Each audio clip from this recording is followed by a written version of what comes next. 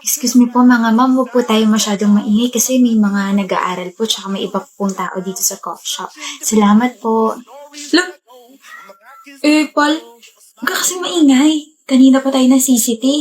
Bakit ba gusto ko mag-ingay? Public place naman to. Picture mo na kasi ako. Yung maayos huwag naman yung blurred. Saan ba ka ito pipicturan? Dito sa may tabi na upuan. Layuan mo bakas. Ikaw kaya lumayo, Fina. Ang sigit na dito sa pwesto ko. Malit naman kasi nitong coffee shop na to, ikairita. Aray! Ano ba? Uy! Oh. Miss, hindi ka ba magsasorry? Ako na yung nasaktan, ako pa yung magsasorry. Ikaw yung nakatama sa kanya eh. Eh di sana hindi kayo dyan pumwesto. Uy, Fina, ano ka ba? Magsorry ka na lang. Wag, Kim, okay lang. Hayaan mo na.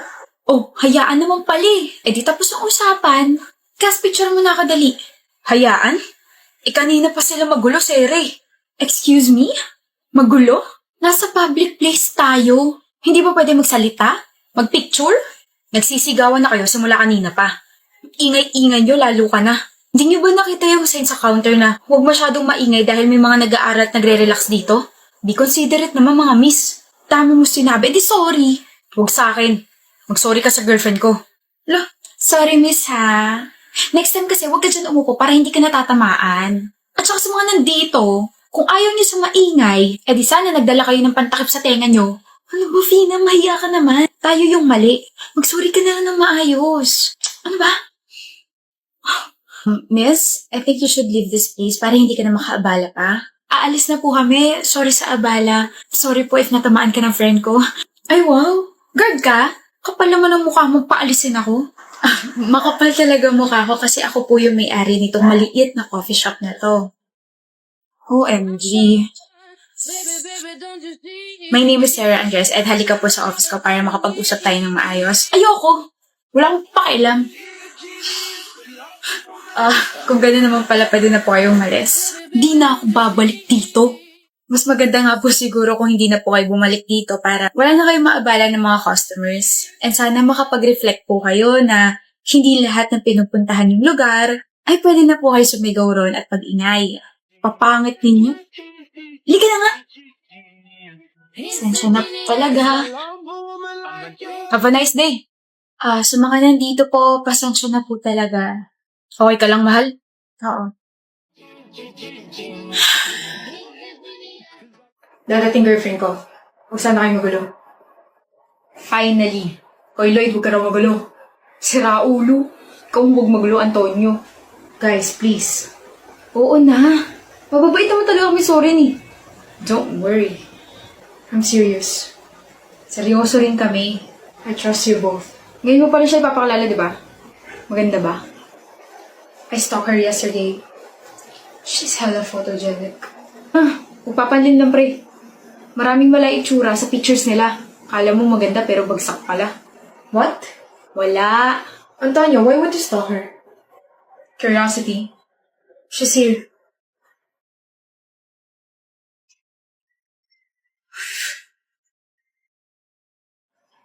I'm Lou. Nice to meet you all. What's up? I'm Lloyd. Antonio. 7 out of 10. 8 out of 10. Guys, do you need something? Water. Noted. I'll be back. Take a seat. You're right. Gano'n na kaya katagal ni Zorin? 1 month. Ano gusto mo sa kanya? He's smart and may sense kausap. Matalino at may sense nga kausap. Pero alam mo bang hindi loyal yan? Kahapon nga lang may kasamang babae yun eh. Magka-holding hands pa sila. Sa aming tatlo si Zorin ang pinakamatinig sa chicks. Hindi kasi seryosoy nun. Maraming babae yun. Ang lukot-lukot siguro ng buhay niyo, ano? Ano? You're both shameless and disrespectful. Tama nga talaga na my boyfriend's friends will never be my friends. Seryoso mo naman masyado. Well, the fact that you rated me means pasok ako sa standards niyo. But too bad. Mas gwapo pa talampakan ng boyfriend ko kaysa sa inyo. Sabi mo? Here, babe. Thank you. What the? Yo! That's rude. Mas rude kayong dalawa. Aalis na ako, Zorin. Thank you for the warm welcome. Sasama na ako. Really, Soren? Iwan mo kami? Yeah. Look, isang taong mahigit ko siya niligawan. At ayoko mawala siya sa akin dahil sa inyo. Nakiusap ako sa inyo kanina, di ba? Alam ko mga siraulo kayo, pero wala akong kaibigan na bastos. Yun lang.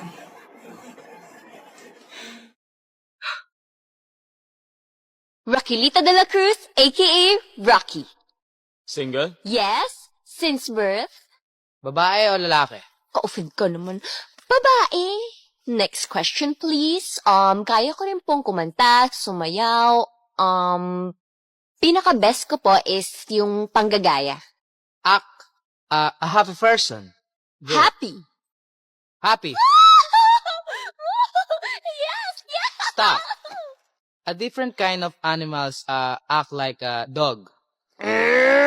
Mark! Mark! Bakit Mark? Mark po kasi, ngongo po kasi yung aso na pinoportray ko. You laugh me. Bakit ka namin kukunin para sa role na to? Kasi meron po akong dignity at meron po akong isang salita.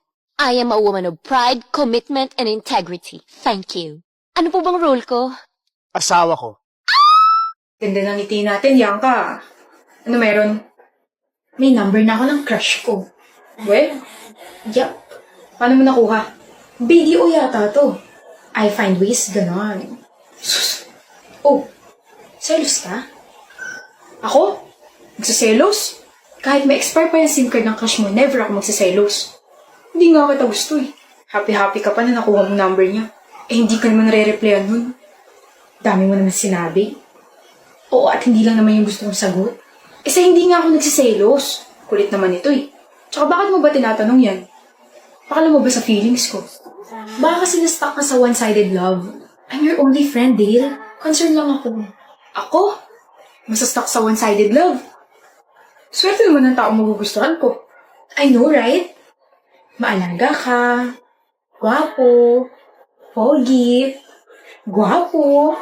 Pogi ulit. Hoy, talino ko.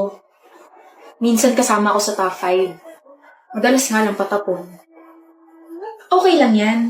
Rest in peace na sa namayapa mong grades. Bahala ka nga, Bianca. Pero alam mo, kaugali mo yung crush ko. Baka crush mo. Anong ikaw? Ang kapal naman ng mukha mo. Ikaw? Magiging crush ko? Pwede. O Bianca, wala ako sa mood makipagbiruan ha. Ayusin mo yung mga pinagsasabi mo at baka mauto ako. Kapag ba tinext kita, re-replyan mo ako? Oo naman. Eh bakit sabi mo kanina hindi ako re-replyan ng crush ko? Eh kasi nga. Huh? Ano? Teka. Naguluhan ako bigla. Nagpalit ka ng number, di ba? I-blackmail ko yung kapatid mo para makuha ko. Kasi nga, BDO ako. I find ways. Bianca. Yes, my lovey-dovey crush. Gusto mo bang makutos? Hindi nga talaga ako nakikipagbiruan. Ako ba talaga gusto mo? Weh, may trust issues ka ba, ha? Gusto mo ba ako na yung mandigaw para maniwala ka? Bianca! Ano? Ba't ka sumisigaw? Gusto kita. Dale! Ano? Gusto rin kita. Bianca! Ano na naman? Kinikilig ako. Ako rin kinikilig. Liligawan na kita, bahala ka dyan. Sasagutin na kita, bahala ka dyan.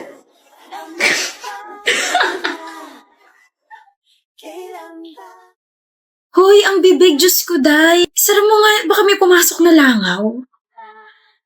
Ano tingin mo kay Adli? Si Adli?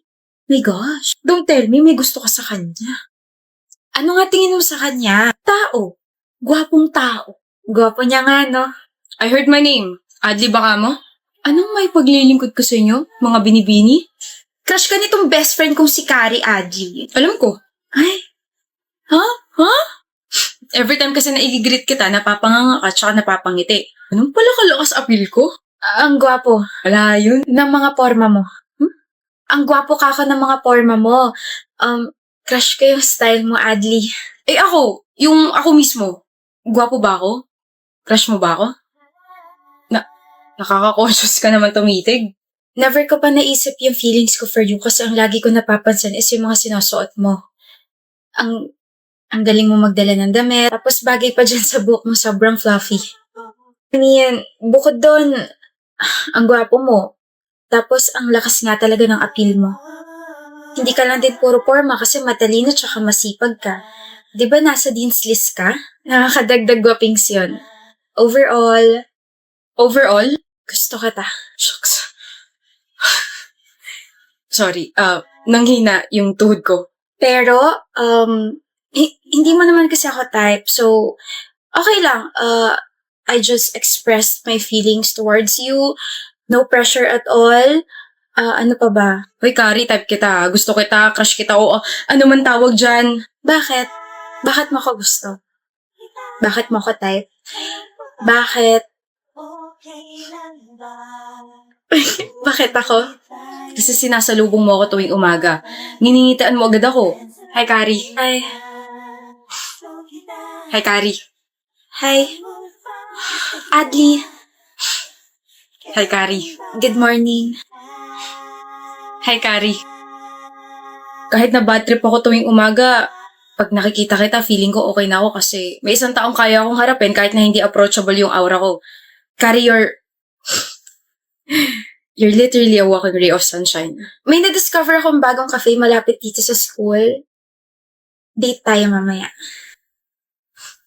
Wow!